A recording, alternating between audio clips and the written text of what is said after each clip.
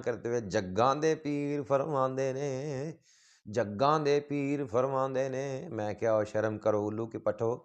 نبی علیہ الصلوۃ والسلام کے لیے الفاظ کا تو اچھا چناؤ کرو۔ حضور علیہ الصلوۃ والسلام پیر نہیں ہے، پیر بڑا ہلکا لفظ ہے۔ نبی علیہ الصلوۃ والسلام تو سید المرسلین ہے، امام المتقین ہے، خاتم النبیین ہے۔ یہ ان کی شان ہے، ایسے شان بیان کرو، شان رسالت ہے، ذرا ہوش سے بول۔ جگاں دے پیر فرماندے نے، جگاں دے پیر فرماندے نے۔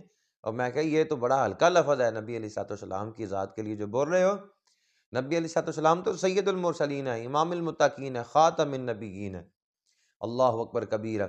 اور حضرت عبداللہ ابن مسعود رضی اللہ عنہ فرماتے ہیں اذا صلیتم علی رسول اللہ صلی اللہ علیہ وسلم فاحسنوا الصلاۃ علیہ، حضور علیہ الصلوۃ والسلام کی جب تعریف کرو، حضور کی مدح سرائی کرو، حضور پہ درود پڑھو تو اچھے طریقے سے پڑھا کرو۔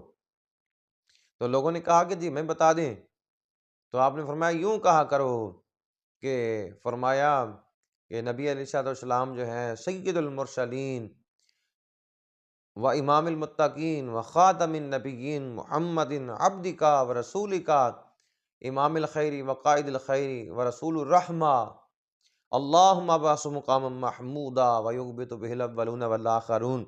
یوں نبی علیہ الصلوۃ والسلام کی شان بیان کرو۔